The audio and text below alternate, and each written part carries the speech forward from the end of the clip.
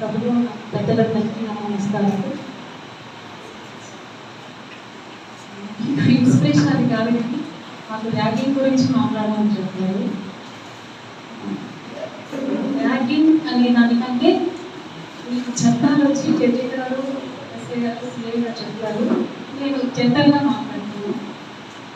ఇప్పుడు జరుగుతున్న మన న్యూస్లో ఎక్కడ వింటున్నా చాలా ఘోరమైనవి న్యూస్ వింటున్నాం కదా. చాలా అంటే చాలా. 6 years పాపని చూడండి, 60 years అని చూడండి, ఏమి చూడండి, విచక్షణ రహితంగా ప్రవర్తిస్తున్నారు. ఒక మానవుడు మృగముగా ప్రవర్తిస్తున్నాడు. సో దీన్ని అరికట్టాలి అంటే మనలో మనకు మంచి చెడుల విచక్షణ అనేది కలగాలి. ఆ జ్ఞానాన్ని పెంపొందించుకోవాలి. మంచి ఏం చేయాలి, చెడు చేయాలి.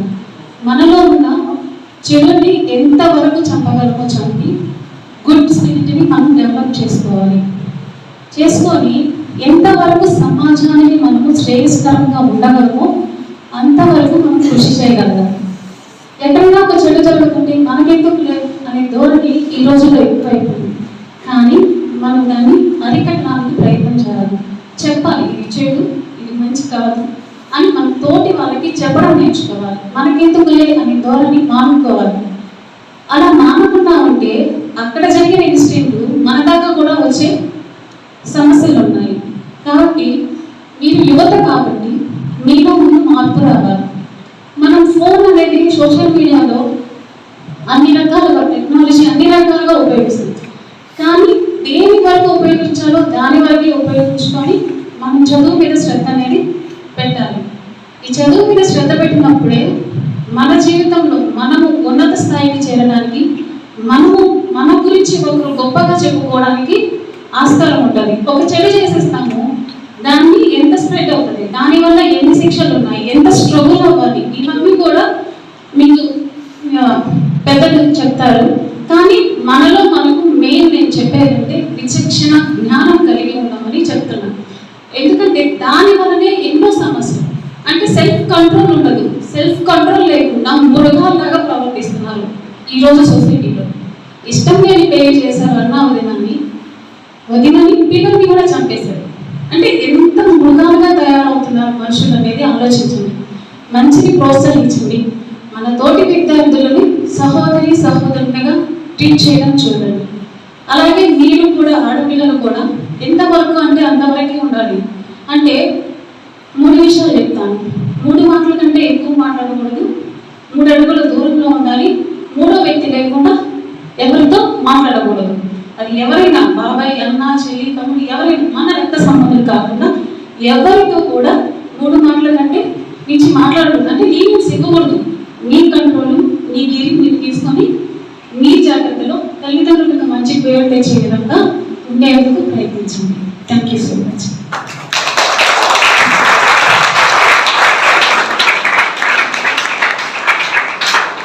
థ్యాంక్ యూ అమ్మా అనుపమా. నిన్న ఉన్నావు ఒక నైట్ ఒక సంఘటన. Honourable civil judge madam, CI గారు, ఎస్ఐ గారు, గౌరవ న్యాయవాదులు మరియు మన పూర్వ విద్యార్థి దుర్గాప్రసాద్, విద్యార్థులందరికీ ఈ సాయంత్రం వేళ నా యొక్క నమస్కారాలు.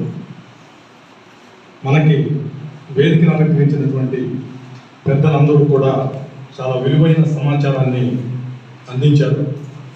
దీంట్లో మేము మీతో ఎప్పుడు ఇంటరాక్ట్ అవుతూనే ఉంటాం కాబట్టి సమయాభావం ఉంది.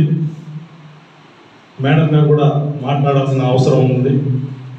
మీరందరూ మనకి ముఖ్యంగా చట్టాలపైన అవగాహన, మీ హక్కుల్ని కాపాడటం,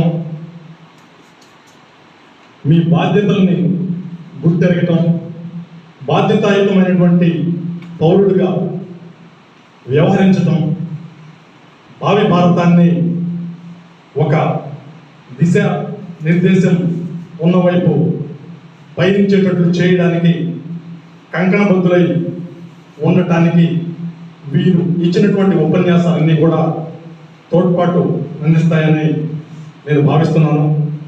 ముఖ్యంగా మన పెద్దలందరూ చెప్పారు, ఈ ఇన్స్టిట్యూట్లో పూర్వం గతం ఎన్నడూ కూడా ఎలాంటి కేసులు రాలేదు కాబట్టి అదే మెయింటైన్ చేసుకోవాలి అనేటువంటిది మీరు అంతా గ్రహించాలి. ర్యాగింగ్ అనేటువంటిది మీ భవిష్యత్తుని ఏ విధంగా నాశనం చేస్తుంది, భవిష్యత్తులో ప్రభుత్వ ఉద్యోగాలు కానీ ప్రైవేట్ ఉద్యోగాలు కానీ అలాగే మీ కుటుంబ నేపథ్యాన్ని కానీ ఏ విధంగా డిస్టర్బ్ చేస్తుంది, అది సమాజానికి ఎంత చేటు, దానివలన మనం ఎదుర్కొనేటువంటి వివిధ రకాలైనటువంటి సమస్యలు, అది సోషల్గా కావచ్చు లేకపోతే క్రిమినల్గా కావచ్చు, ఎలాంటి ఇబ్బందులు మనం ఎదుర్కోవాలో ఆ వివరాలన్నీ కూడా వీరు అందించారు. ఇంకాస్త విపులంగా మేడం గారు కూడా చెప్తారని నేను ఆశిస్తున్నాను. మీ భవిష్యత్తు ముఖ్యంగా మీ యొక్క క్రిమినల్ రికార్డ్ పైన ఆధారపడి ఉంటుంది. అందరికీ ప్రభుత్వ ఉద్యోగాలు పొందే అవకాశం ఉన్నది. ప్రభుత్వ ఉద్యోగాలే కాకుండా ప్రైవేట్ ఉద్యోగాల్లో కూడా ఈ మీ ట్రాక్ రికార్డ్ అనేటువంటిది చాలా క్లీన్గా ఉండాల్సినటువంటి అవసరం ఉన్నది. అందరికీ ప్రభుత్వ ఉద్యోగ అవకాశాలు ఉన్నాయి కాబట్టి మీ పేర్లు పోలీస్ స్టేషన్లో కానీ మీ యొక్క పేర్లు కోర్టు గడప దొక్కటం కానీ ఇలాంటివి లేకుండా జాగ్రత్త పడాల్సిన అవసరం ఉన్నది. ముఖ్యంగా ఎస్ఐ గారు అన్నారు, మన లాయర్ గారిని ఉద్దేశిస్తూ మీరేమనుకోకండి, కోర్టుకి వచ్చి ఇలా.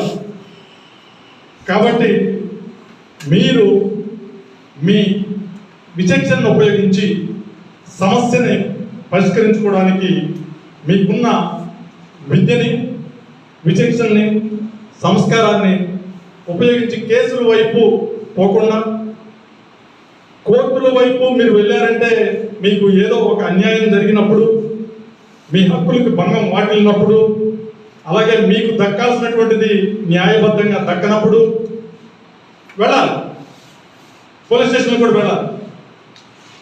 కానీ మనం చేసిన తప్పుల వలన మన తప్పిదాన్ని మనం పరిష్కరించుకోవడానికి కోర్టుకు పోవాల్సి రావడం, స్టేషన్కి పోవాల్సి రావడం అనేటువంటిది జరగకుండా ఉండాలి అంటే మన విచక్షణను ఉపయోగించాలా, మనం చదువుకుంటున్నాం, మన జ్ఞానాన్ని ఉపయోగించాలా. ఈ జ్ఞానం అనేటువంటిది, ఈ సంస్కారం అనేటువంటిది, ఈ విచక్షణ అనేటువంటిది మనకి ఒక దిశానిర్దేశం ఉన్న భావి భారత పౌరులుగా తీర్చిదిద్దడానికి ఉపయోగపడుతుంది. మీరు ఎలా అయితే సాంకేతిక నైపుణ్యాన్ని, సాంకేతిక విద్యని అందిపుచ్చుకొని భారతదేశానికి కాకుండా ప్రపంచాన్ని అంతటికి కావలసినటువంటి అత్యున్నతమైనటువంటి నిత్యావసరమైనటువంటి బట్టకు సంబంధించిన జ్ఞానాన్ని పొందుతున్నారు. మనిషి ఉన్నంతకాలం బట్ట ఉంటుంది కాబట్టి మీ అవసరం ఈ ప్రపంచానికి ఎల్లప్పుడూ ఉంటుంది, బ్రతికున్నంత కాలం. కాబట్టి ఎవరి గ్రీన్ ఫీల్డ్లో మీరు ఎంటర్ అయ్యారు, మీ యొక్క భవిష్యత్తు కూడా అదే రీతిలో ఎలాంటి ఇబ్బందులు లేకుండా సాగాలి అంటే ఈ వేదికను అలంకరించినటువంటి పెద్దలందరూ చెప్పినటువంటి జాగ్రత్తలను పాటించి వాటిపైన, ఆ చట్టాలపైన, న్యాయం పైన అవగాహన పెంచుకొని ఇబ్బంది లేని జీవితాన్ని గడపటానికి గైడెన్స్ ఇచ్చినటువంటి పెద్దలందరికీ మా ఇన్స్టిట్యూట్ తరఫున పేరున నేను కృతజ్ఞతలు తెలియజేసుకుంటున్నాను.